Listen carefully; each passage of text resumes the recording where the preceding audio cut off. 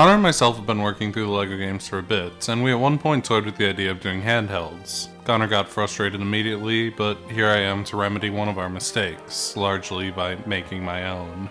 LEGO Star Wars' GBA port is the most interesting, uninteresting game ever. LEGO Star Wars, looking from the outside, looks like it should be shovelware, a licensed movie tie-in that smashes in brand synergy, but it's actually a decent little platformer. The GBA version is that promised shovelware. The company that made this version, Kryptonite, which sounds like a line of male love replacement devices, was mostly known for shovelware movie adaptations on the Game Boy Advance, Narnia, a Series 1 Fortune Events, a Digimon kart racer for some reason, and later DS versions of Kung Fu Panda and the like.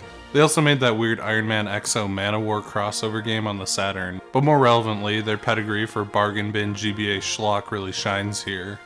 LEGO Star Wars is one of the worst feeling games I've wrangled in a while. While I'd never go out on a limb for isometric games, I grew up at a time where they were a little more common and could navigate them fairly well, but somehow this game defies my brain and hands. It feels like the controls are shifted 90 degrees from typical isometric games, and there's no reason for it to be this bad when Mario RPG exists as a template. It's also an action game, which doesn't help, asking you to pretty frequently dive into danger and slash away at it, praying that you deflect most of the damage as you do, although it's largely up to chance, and God help you when you're stuck with a sitting duck character like a gunner, Jar Jar and his bombs, or R2 who can only lay mines. The game's auto-aim assistance is not great. Your lightsaber will attempt to correct and track enemies, and it frequently leads to your character jerking back and forth when multiple enemies are around, leading to a lot of unnecessary damage. It really struggles to track moving enemies, even singular ones, and the fact that the basic lightsaber combo takes about a million years to execute only exasperates the issue.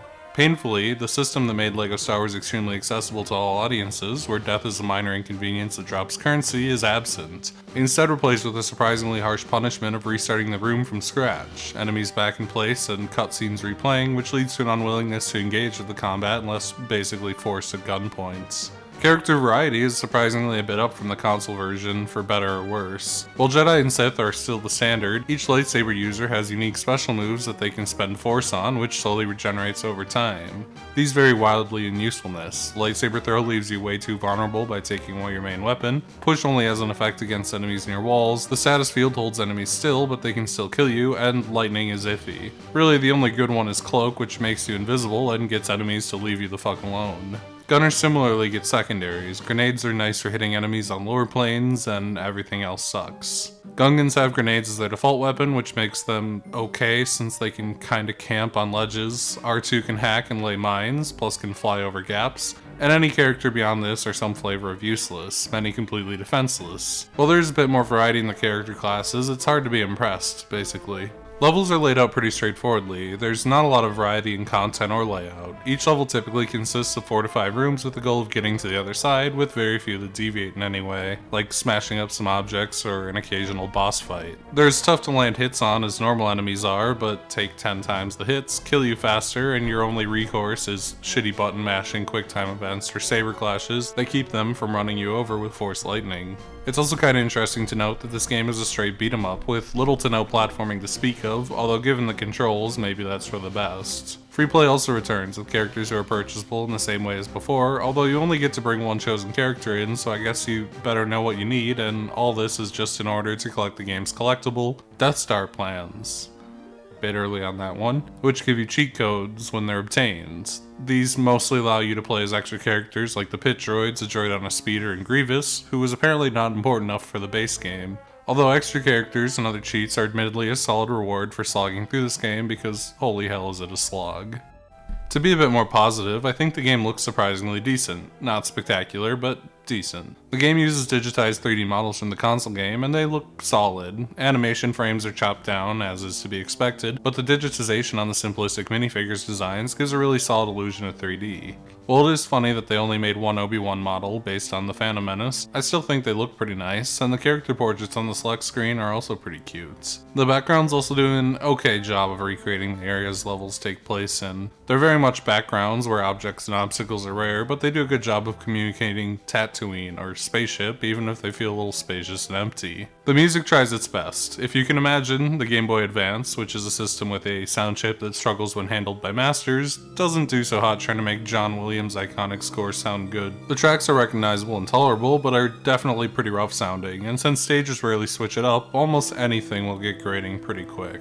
In adapting the movies for this game, it's interesting to see how it differs from the console games. As is typical for these small, compact handheld games, details are pretty scarce. I'd be curious to see if the GBA version was working from levels they had ideas for that were swapped out or scrapped, or if it was just all on Kryptonite. Phantom Menace mostly resembles its better counterpart, starting in the Trade Federation ship, doing a section in the Naboo jungle and Naboo City before Tatooine, without vehicle missions. Tatooine is kind of just a level where you walk between shops while being nonsensically assaulted by droids on the outer rim where the Trade Federation has little to no presence. Anything to make a level, I suppose. Instead of Theed Palace, the game also does the Battle of Naboo, a whole ass Jar Jar level centered on forced combat encounters. His grenade is kinda nice for letting him kill enemies below him safely, but also, come on.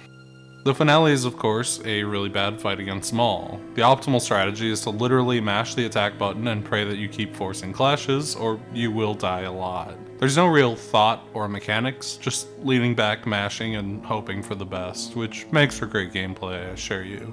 Attack of the Clones hilariously consists of 3 levels. Just 3 levels, because it struggles to have good things to adapt. Plus, being a straight beat 'em up, some of the cooler ideas in the original game are cut. Kamino was a laid-back level focused more on platforming and exploration than combat, so of course that's gone. As is the Bat ship level, and the Zam Wessel ship level that's less bad but didn't exist yet. The one level that would have worked well, the Coliseum, is also dead. I can't imagine why. Fear not though, Attack of the Clones gets a unique level here. They adapted the part where Anakin goes to Tatooine to find out his mother was human trafficked by racist caricatures of screeching monsters named Sand People. It's darkly hilarious. The Geonosis factory has multiple sections where you're forced to play as R2, which is fairly miserable, and the factory covers the last 2 levels more or less, extending the theming until the terrible Dooku battle, which causes the scenery to wear out its welcome pretty hard. I don't like Attack of the Clones either, but its treatment here was, perhaps a little harsh. Revenge of the Sith is more or less accurate to the console game, obviously minus the ship level. You get the immediate rematch with Dooku on the ship, it jumps to Yoda on Kashyyyk, which is a dreadful level with a lot of rooms that lock you into fighting. It actually expands the Grievous fight to include more of Utapu, returns to Kashyyyk for the big fight, which literally consists of doing the same level as before but backwards, jumps back to Utapu, which is also the same level but backwards. However, this actually pulls it a little closer to the movie, since the scene where Obi-Wan and Yoda investigate the Jedi Temple in the original game got slimmed down to basically nothing for the movie. And of course, it ends on Mustafar, which features dreadful platforming on collapsing platforms, including during the Anakin fight, which is basically the only time platforming is a mechanic, and might I say, the lava is extremely ungenerous. The jumps are very precise, and falling in lava often stun locks the majority of your health away. It's very painful, it's hard to get excited. LEGO Star Wars, the Game Boy Advance version, suffers the fate that LEGO Star Wars qualied itself out of. It's shovelware. While not the first or last bad isometric beat-em-up licensed game on the little handhelds, they stand in stark contrast to shit like Narnia, which had bad console games. The game misses the mark in almost every way. The controls are baffling, going full beat-em-up feels lazy, the checkpoint system is way too harsh for a game in which damage is mostly unavoidable, and the game is just generally tedious and repetitive, with bland open levels that don't properly guide you or even really have level design. The game retains some of LEGO Star Wars' charm with decent version of the game's models as sprites, but much of the humor and adorable slapstick is lost in translation and just becomes a few screenshot slideshows for cutscenes. And without that, you kinda just have a bland, clunky, generic mess of a game that vaguely resembles a much better game.